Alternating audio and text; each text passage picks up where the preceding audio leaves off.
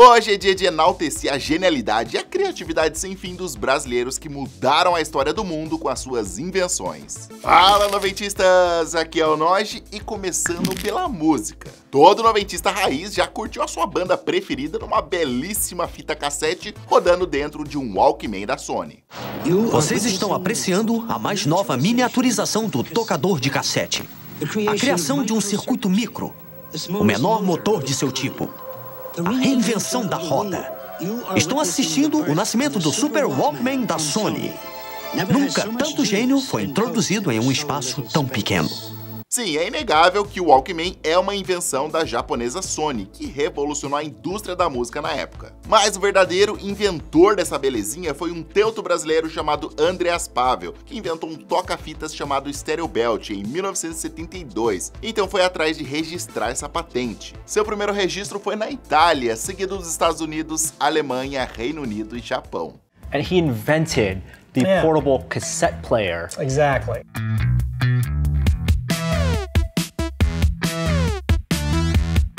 Quando a Sony começou a vender o seu Walkman na década de 80, eles tiveram que procurar o Andreas para pagar royalties para ele. Mas o acordo acabou não favorecendo muito o brasileiro e os japoneses só pagariam por alguns modelos de Walkman vendidos na Alemanha. Daí surgiu uma enorme batalha judicial entre o Andreas e a Sony, que se arrastou durante anos. O último confronto entre eles aconteceu nos anos 2000, onde a Sony fechou um acordo confidencial com o brasileiro. E o orgulho e a honra da divisão de gravadores dependia de que criassem um novo produto.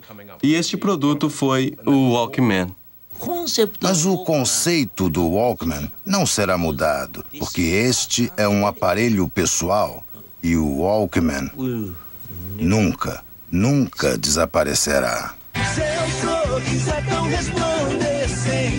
Agora uma história polêmica. Oficialmente a invenção do rádio é atribuída ao físico italiano Guglielmo Marconi, que teria inventado o aparelho em 1901. Nikola Tesla também é reconhecido pelo feito. Mas, segundo registros históricos, a transmissão a rádio já tinha sido inventada meses antes por um brasileiro, o padre Roberto Landel de Moura.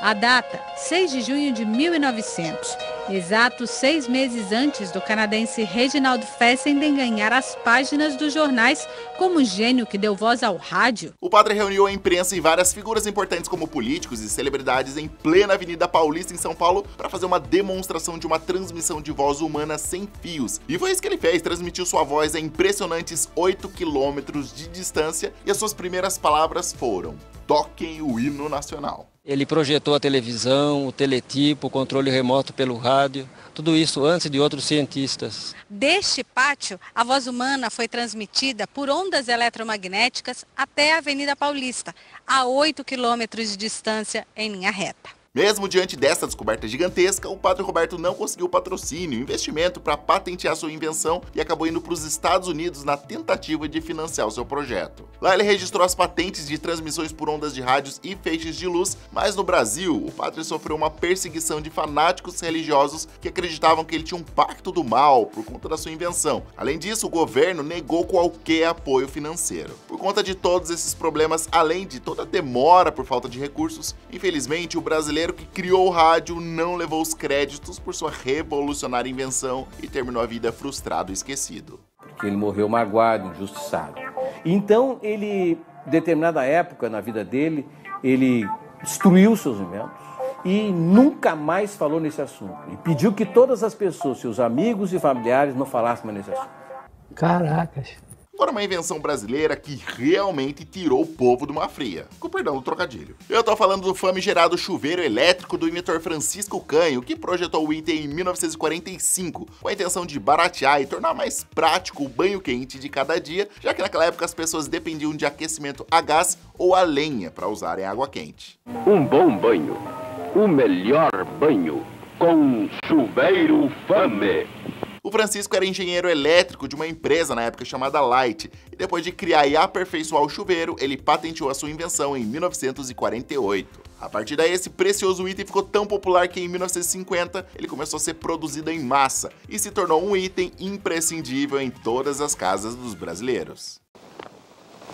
Dia após dia, ano após ano, muita água e muito calor. Acabou de tomar banho, hein? Assim como o automóvel e o telefone, algumas invenções acontecem ao mesmo tempo em lugares diferentes do mundo por pessoas diferentes também. E só depois elas passam a ser uma coisa só, e aí sim passam a ser produzidas ao redor do mundo. Esse é o caso da máquina de escrever, que desde o século XVI vem sendo aperfeiçoada por vários inventores. Desmontada, peça por peça, de forma cirúrgica, a instalação Desmáquina revela a complexidade da invenção atribuída aos ingleses, americanos e italianos. Muitos teriam contribuído na concepção de uma máquina de escrever, mas o modelo de máquina, que tinha como único objetivo escrever letras sem utilizar a escrita à mão, foi mesmo a invenção do padre brasileiro Francisco João de Azevedo. E aqui se descobre que um brasileiro também contribuiu com o invento.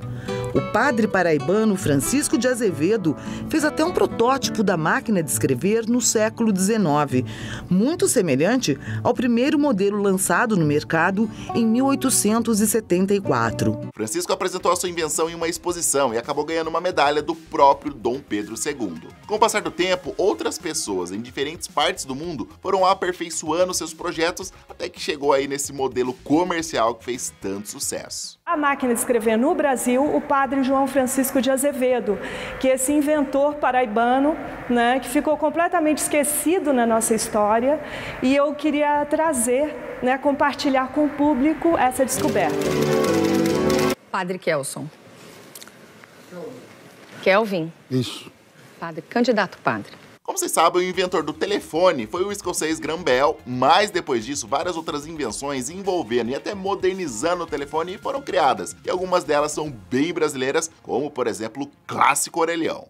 Todos os dias, pelo menos 20 orelhões indefesos morrem nas ruas da nossa cidade. O orelhão é uma criação da designer chinesa naturalizada brasileira Xuming Silveira. Nos anos 70, ela fazia parte do departamento de engenharia da Companhia Telefônica Brasileira e percebeu que os telefones públicos estragavam muito rápido, já que eles ficavam 24 horas expostos ao tempo. Ela decidiu criar então uma proteção, que protegia não só o aparelho como também o usuário. E aí nasce então o orelhão. Declarar inaugurado este importante melhoramento público para a nossa cidade. O orelhão azul, a nossa pátria. Falando para o país inteiro. É só meter ficha.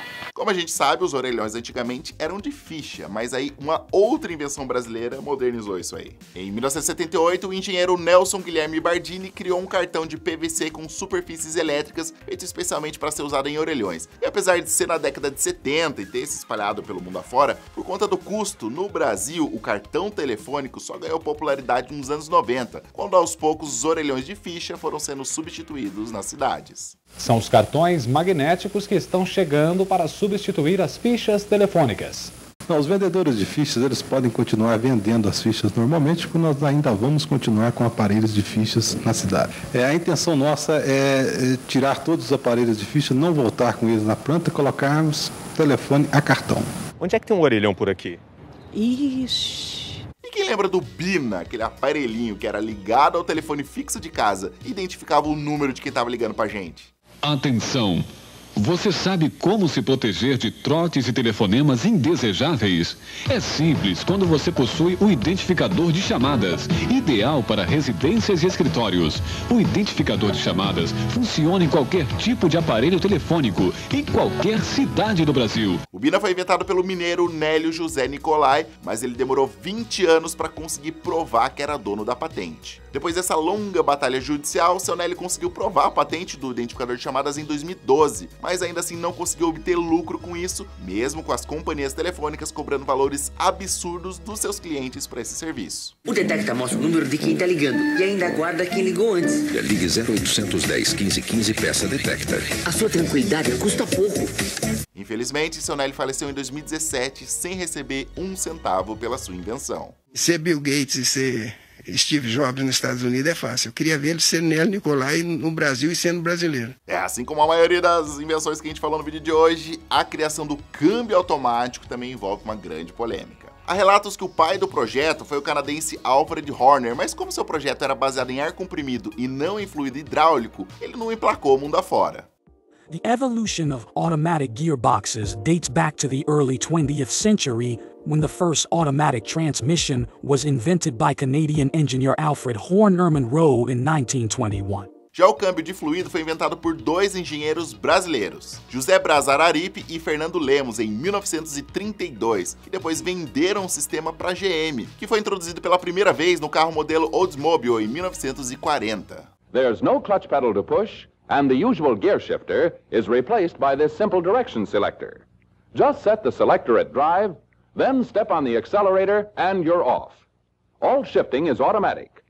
Oldsmobile's Hydromatic is simplicity itself. Simples e fofinho. Bom, e para fechar esse vídeo, claro que a gente precisa falar do maior inventor brasileiro da história, Santos Dumont. Mas calma que eu ainda não vou falar de avião. Alguns dizem que o acessório foi inventado por um polonês ou um francês. Tem também um suíço envolvido na parada ali por volta de 1814 e que o item, na verdade, tinha sido encomendado pela princesa de Nápoles na época, que era a própria irmã do Napoleão Bonaparte. Será? Mas o que essas duas vertentes têm em comum é que o relógio de pulso, na época, era um item exclusivo para as mulheres, já que os homens usavam relógio de bolso nessa época. Já a versão masculina desse acessório foi inventada e popularizada pelo nosso querido Santos Dumont, que por conta da sua necessidade em cronometrar seus voos, pediu ajuda para o seu amigo, o Louis Cartier, para criar algo que ficasse preso no seu punho. Então nasceu aí o primeiro modelo masculino batizado de Santo Dumont, no singular mesmo. No início do século XX, ele fazia muitas experiências de voo. Como ele ficava com as mãos ocupadas, não conseguia cronometrar o tempo em que ficava no céu. Para isso, pediu ao amigo Louis Cartier que desenvolvesse um relógio para ser colocado no pulso. E saiu mais ou menos assim, grande e com pulseira de couro. Bonito demais. Agora sim, o avião, meio de transporte que revolucionou o mundo todo, também foi uma invenção desse nosso gênio chamado Santos Dumont. Como a gente sabe, essa história é bem controversa porque em 1903, os irmãos Wright voaram pela primeira vez nos Estados Unidos. 17 de dezembro de 1903, o inacreditável acontece. O primeiro voo motorizado comandado. Durante 12 segundos, houve o Wright sobrevoa uma distância de 36 metros. Só que para um modelo ser considerado um avião de verdade, ele precisa decolar e aterrissar sozinho, usando só a força do próprio motor, o que não era o caso dessa primeira invenção dos irmãos. Eis então que em 23 de outubro de 1906, o Santos Dumont surge com o modelo 14 bis em Paris, demonstrando o primeiro voo de uma aeronave nessas regras estabelecidas.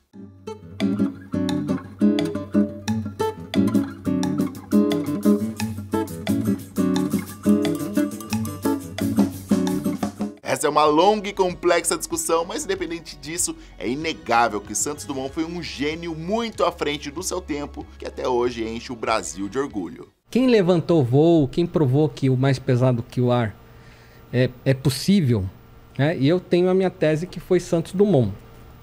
Alguns americanos e algumas correntes de brasileiros acreditam nos irmãos Wright porque eles voaram em 1903, dizem, e Santos Dumont voou em 1906.